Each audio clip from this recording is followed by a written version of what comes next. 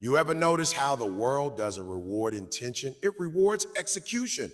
Not what you planned, not what you said you would do, not what you posted online. It rewards what actually gets done when no one is watching, when there's no applause, when there's no motivation left and only discipline remains.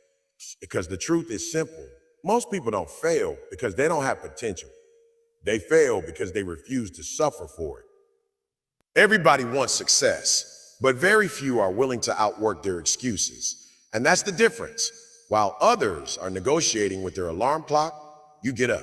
While others are waiting to feel ready, you already started. While others are looking for motivation, you are building discipline.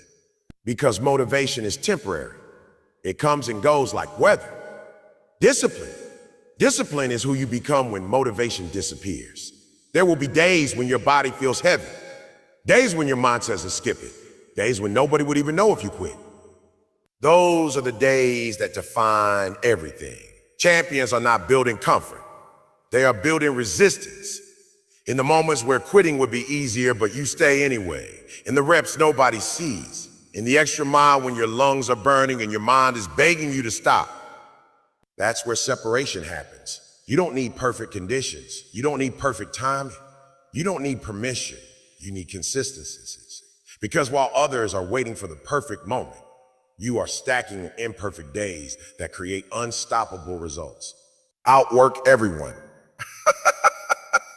Not for validation, not for applause. Outwork everyone because your future depends on it. There's a version of you that already exists in the future. Stronger, sharper, faster, more disciplined, more dangerous. That version is not built in imagination. It is built in repetition. Every set you finish when you want to quit. Every study session you push through when you're tired. Every early morning you win against comfort. That's how you close the gap between who you are and who you want to become. And let's be honest, nobody is coming to save you. No perfect opportunity, no magical breakthrough, no sudden change that fixes everything overnight.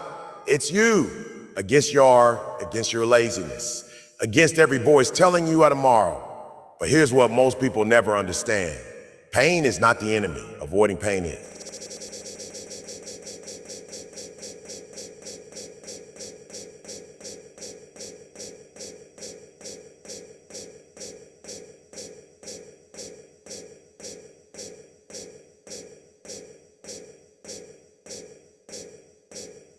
Because everything you want, strength, success, respect, freedom, sits on the other side of discomfort. And the ones who get it are not the most talented. They are the most consistent. The ones who keep showing up when it's boring, when it's repetitive, when it feels like nothing is changing. But it is changing, slowly, invisibly, relentlessly. And until one day you look back and realize you are no longer the same person who used to quit. You are the one who stayed. So when it gets hard, don't ask her why is this happening to me. Ask her what is this building in me? Because pressure doesn't break champions. It reveals them. You don't need more hype. You don't need more inspiration. You need standards, non-negotiable standards. The kind that don't bend when your mood changes. The kind that don't disappear when life gets inconvenient. Because average people live by feelings, but exceptional people live by commitments. And every time you keep a commitment to yourself, you become harder to break. So push. When it burns, push. When it hurts, push. When nobody is watching, push. Because every time you push past what you thought was your limit, you are proving something powerful. You are not ordinary. You are becoming someone who outworks everyone. Not because you want to be better than others, but because you refuse to stay the same. And one day you will realize it was never about them. It was always about who you were willing to become when it was hardest to continue. So keep going. Outwork everyone. Success is not created the moment you decide you want it. And it's not built in the excitement of a new goal or a burst of motivation. It is built in what you do after that moment fades. Most people confuse thinking about success with actually moving toward it. Toward it. They believe that because they have a plan, a dream, or a strong intention, they are already on the path. But reality does not respond to intention. Reality responds to action. There's a gap between what you want and what you achieve, and that gap is filled only with execution. Every result you see in someone's life is the outcome of repeated action, not occasional effort. The world does not measure what you planned on doing. It measures what you follow through on when it was inconvenient, uncomfortable, or unmotivating. That is where success either grows or disappears. At the beginning, almost everyone feels powerful. The idea is fresh, the goal feels possible, and the vision is exciting. But that phase is deceptive because it requires nothing from you. It gives you energy without demanding discipline. The real test begins when that energy fades. When the excitement turns into repetition, when the novelty disappears and only the work remains. That is where most people stop. Not because they cannot continue, but because they were never prepared for the reality that success is repetitive, not emotional. Action is what separates those who stay the same from those who evolve. Two people can have the same dream, the same resources, and the same opportunity, but only one will move forward. The difference is not talent. It is not intelligence. It is not even luck. It is the willingness to act when there is no immediate reward. Execution is often silent, unnoticed, and uncelebrated, but it's the only thing that compounds over time. Every small action builds momentum even when it feels insignificant in the moment. People often wait for the perfect conditions before they act. They wait until they feel ready, until they are more confident, until the timing feels right. But those conditions rarely come, and even when they do not guarantee progress. Action taken in imperfect conditions is still far more powerful than perfect planning with no execution. Movement creates clarity. Action reveals what thinking never can. You do not become ready before you act. You become ready because you act. There is also a hidden truth most people avoid. Action exposes discomfort. It shows you your weaknesses, your inconsistencies, and your limits. That is why many avoid it. Thinking feels safe. Planning feels controlled, but execution challenges your identity. It forces you to confront whether you are truly willing to become the person your goals require. And that confrontation is uncomfortable. So many choose delay instead of discipline, not realizing that delay is just disguised avoidance. The truth is, you do not need more information to succeed. Most people already know what they need to do. They know they should start. They know they should be consistent. They know they should stop procrastinating. Problem is not knowledge. The problem is action. Knowing without doing creates frustration. It creates the illusion of progress while keeping you in the same place. Execution is what turns knowledge into results. Every successful person eventually understands this. Action is not something you take only when you feel ready. It is something you take especially when you don't. Because if you only act when conditions are perfect, you will never build resilience. You will never develop consistency. And without consistency, there's no progress worth mentioning. Success in its simplest form is a collection of repeated actions done over time. Not one big moment, not one breakthrough, but thousands of small decisions to continue when it would have been easier to stop. That is why execution matters more than intention.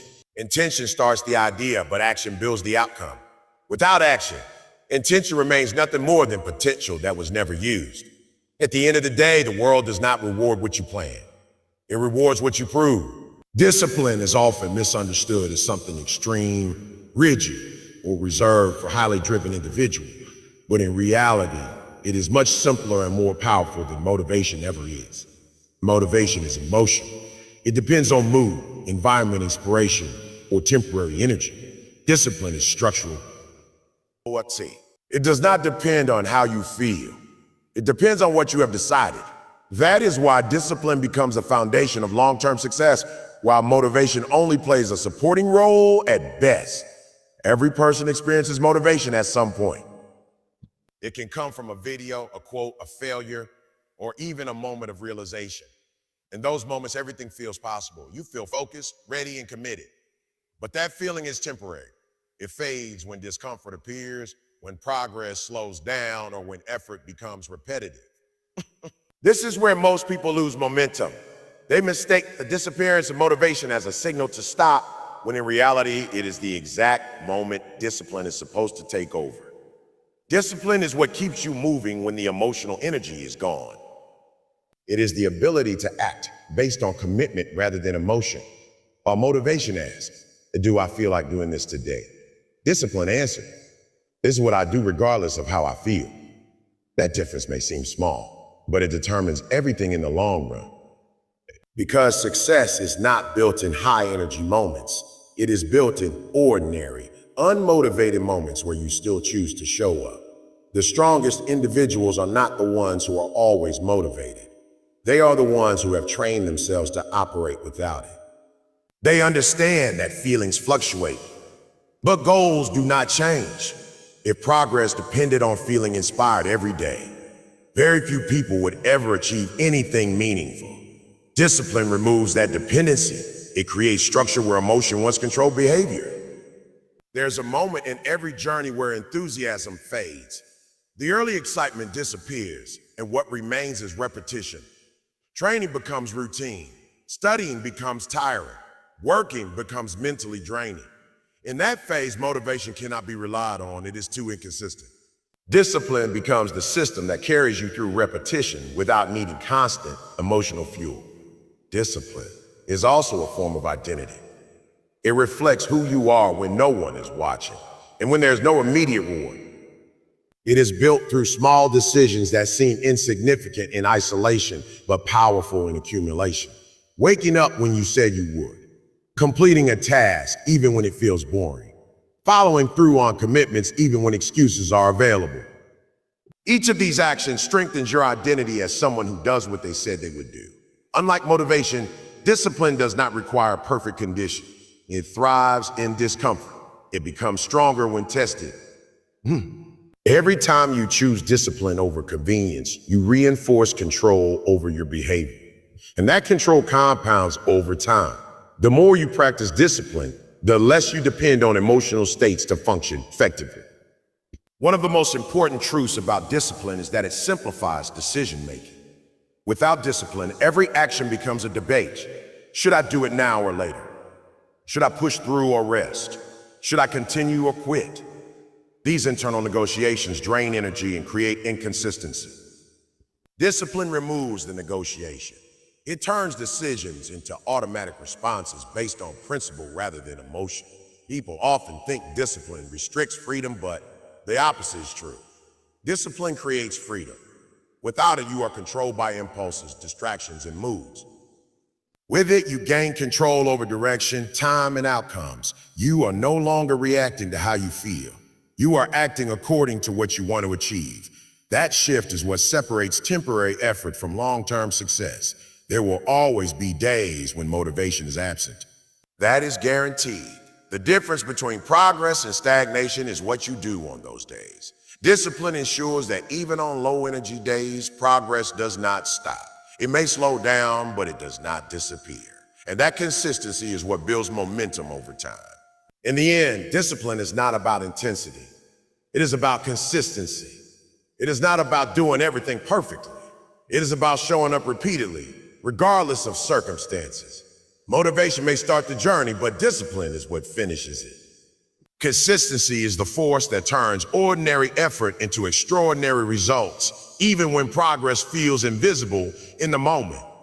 Most people underestimate it because it does not feel powerful while it is happening. It does not create instant change or dramatic breakthroughs on its own.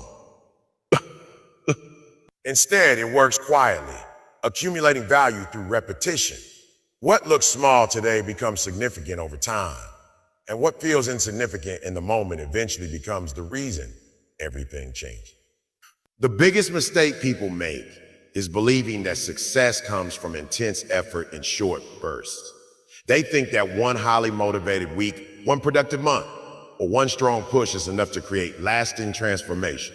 But real change does not work in bursts, it works in patterns. And patterns are built through consistency, not intensity. Intensity fades.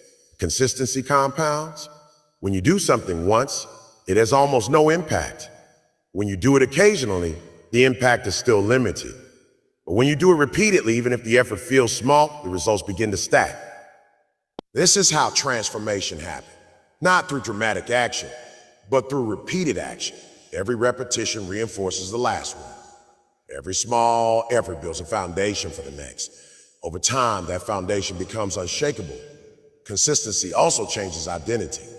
At first, your actions feel like something you are trying to do. But after enough repetition, they become part of who you are. A person who consistently trains becomes an athlete. A person who consistently studies becomes knowledgeable. A person who consistently shows up becomes reliable.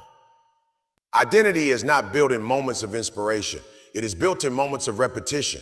One of the most powerful aspects of consistency is that it works even when results are not visible. In the early stages, progress often feels slow or non-existent. This is where most people quit.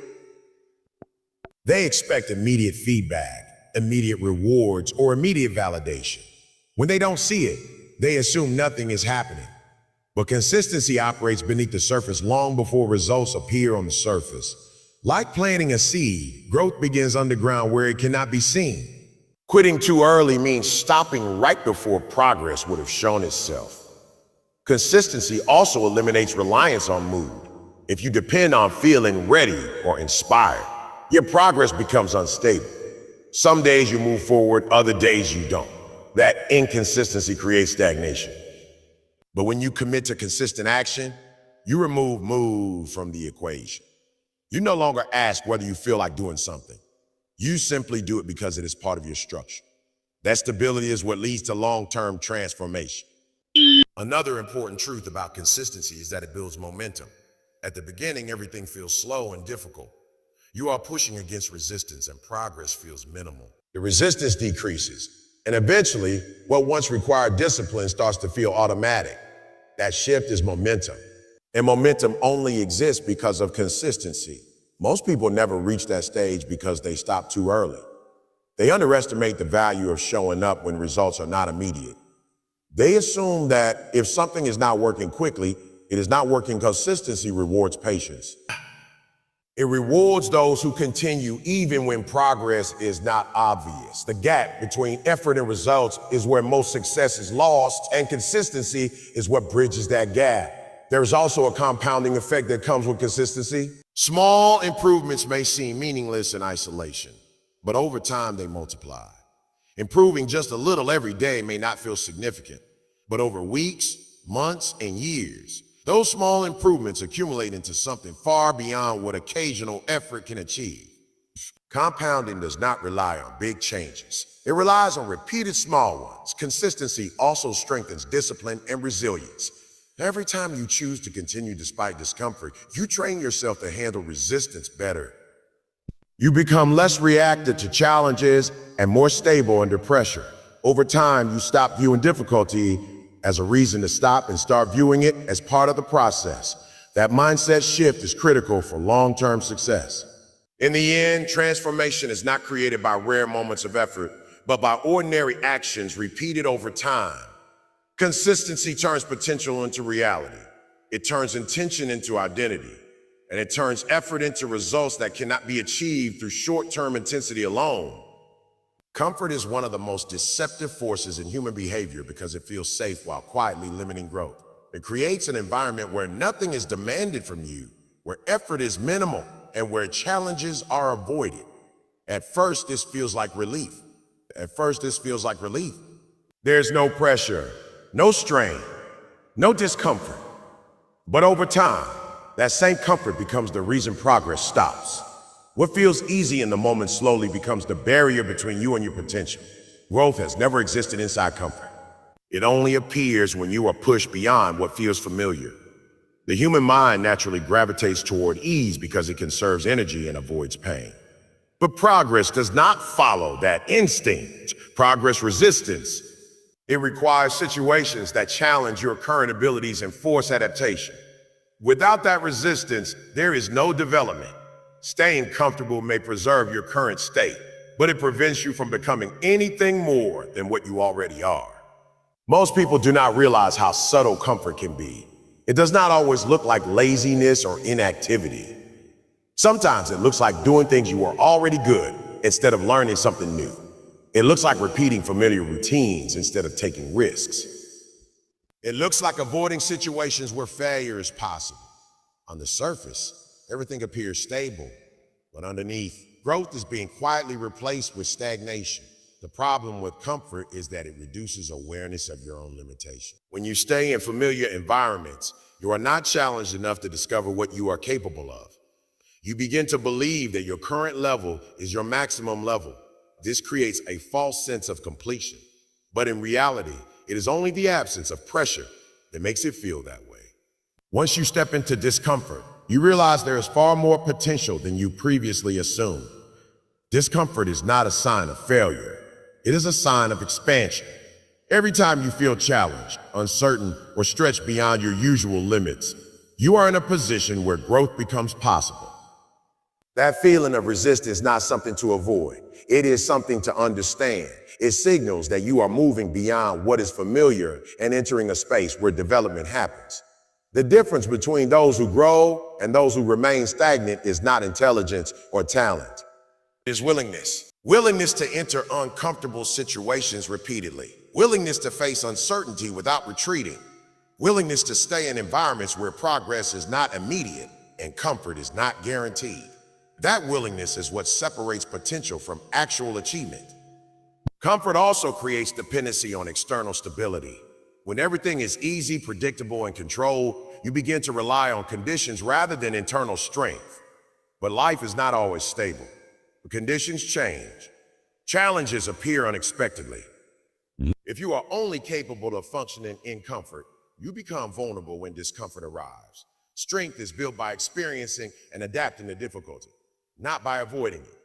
There is also a hidden cost of long-term comfort: reduced resilience. When you avoid discomfort for too long, your tolerance for difficulty decreases. Small challenges begin to feel overwhelming. Tasks that should feel manageable start to feel heavy. This happens because resilience is like a muscle. It weakens when it is not used. Discomfort, on the other hand, strengthens it. Every time you push through something difficult, your capacity to handle future challenges increases. True progress requires a shift in mindset where discomfort is no longer seen as something negative, but as something necessary. It is not a signal to stop. It is a signal that you are in the right place for growth. Every meaningful achievement in life requires a phase where comfort is sacrificed. That sacrifice is temporary, but the results are lasting. Avoiding discomfort may give short-term relief, but it creates long-term limitation. Facing discomfort may feel difficult in the moment, but it creates long-term strength. The choice between the two determines the direction of your development. One keeps you stable, the other transforms you. In the end, comfort protects your present, but discomfort builds your future. One of the hardest truths to accept in life is that responsibility for your progress cannot be outsourced. There is no person, moment, or external force that will permanently fix your situation, remove your struggles, or carry you to the outcome you want. Support may exist, opportunities may appear, and guidance may come from others, but the actual work of change always falls back on you. This realization is uncomfortable at first because it removes the illusion that someone else might step in and make things easier. It is also the point where real growth begins. Many people live with the expectation that at some point circumstances will shift on their own. They wait for the right mentor, the right job, the right timing, or the right break. They assume that progress is something that will eventually happen to them rather than something they must actively create. This mindset creates delay disguised as patience. Days turn into months, turn into years, while the belief remains that change is just around the corner. The problem is that waiting does not create movement. Action does. Taking full responsibility does not mean you are alone in the world or that help has no value. It means understanding that no amount of external help can replace internal effort. Even when opportunities are given, they still require execution. Even when advice is provided, it still requires application. Even when doors are open, you still have to walk through. Nothing becomes real in your life until you participate in making it real. There is a powerful shift that happens when you stop looking outward for rescue and start looking inward for response. Instead of asking when things will change, you begin asking what you can change. Instead of waiting for conditions to improve, you begin improving your response to conditions. This shift removes passivity and replaces it with ownership. When ownership is where progress becomes consistent. One of the reasons people struggle with this idea is because responsibility feels heavy. Responsibility feels heavy. It removes excuses. It removes the comfort of blaming timing, environment, or other people. But at the same time, it also removes limitation. When you accept that no one is coming, you also accept that nothing is stopping you from starting. The same realization that removes excuses also removes dependency. It forces you into a position of control over your own direction. In moments of difficulty, it is easy to look for something external to change first. A better situation, a different opportunity, or someone else's intervention. But relying on external change creates instability because external factors are unpredictable. Internal change, however, is always available. You can choose effort, you can choose discipline, you can choose consistency regardless of circumstances. That control is always accessible, even when everything else feels uncertain. The belief that someone will come to fix things often delays the development of self-reliance. It reduces urgency. It weakens decision-making because responsibility feels shared with something outside yourself. But the moment you accept full ownership, urgency returns. You stop postponing action because you realize no one else is responsible for your results. That urgency becomes a driving force for progress. There is also a deeper strength that develops when you stop waiting. You begin to trust your ability to respond to challenge. Instead of depending on perfect conditions, you learn to operate within imperfect ones. Instead of expecting constant support, you build resilience. This does not mean you reject help when it appears. It means you no longer depend on it as a requirement for movement. Every meaningful change in life eventually comes down to a decision to act without waiting for ideal circumstances. People who achieve long-term success are not the ones who waited for everything to align perfectly. They are the ones who started despite uncertainty, adjusted through difficulty, and continued even when progress was slow. Their advantage was not external rescue, but internal commitment. There's freedom in realizing that your progress is not dependent on someone else arriving to save you. It means you are not locked into your current situation. It means change is always possible because it is not waiting on permission. It is waiting on action. And that action is always available to you regardless of where you start. In the end, accepting that no one is coming to save you is not a limitation. It is a form of clarity. It removes illusion, strengthens responsibility, and places control back where it belongs. In your own hands. The real battle in life is rarely against other people. It is not about who is smarter, who has more resources, or who has better opportunities. It is about who can consistently overcome their own resistance. Every person carries internal barriers that limit their progress. These barriers are not external obstacles, but internal excuses that appear in different forms. They show up as delay, hesitation, doubt, comfort-seeking, and justification. Outworking everyone begins with learning how to outwork these internal patterns first. Excuses are not always obvious lies we tell ourselves. Sometimes they sound reasonable and logical. They appear as valid reasons to delay action or reduce effort. The mind is extremely skilled at creating justifications that protect comfort. It will suggest waiting for a better time, preparing a little longer, or starting when conditions feel more favorable. These thoughts feel harmless, but their effect is powerful because they interrupt consistency. Every time an excuse is accepted, momentum weakens slightly. What makes excuses dangerous is that they do not stop progress instantly. Instead, they slow it down gradually. They create small breaks in discipline that accumulate over time. One skip session becomes two. One delay becomes a habit of postponement.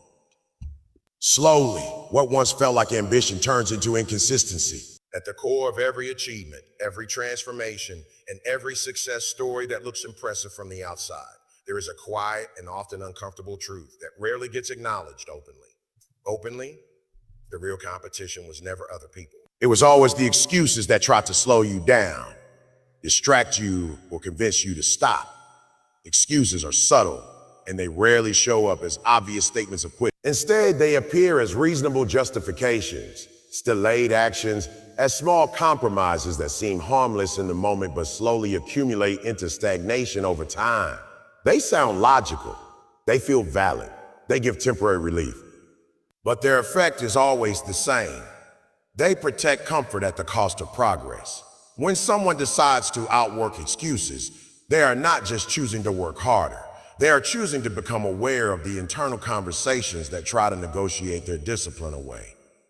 It is in those quiet moments when the mind says, "You can do it later," or "You are too tired today," or "One day off won't matter," that the real battle begins. Because excuses rarely demand full surrender all at once. They win through small agreements, through repeated delays, through subtle acceptance of less than what was planned. And over time, those small agreements become habits, and those habits shape identity. Outworking excuses means refusing to accept those negotiations as final decisions.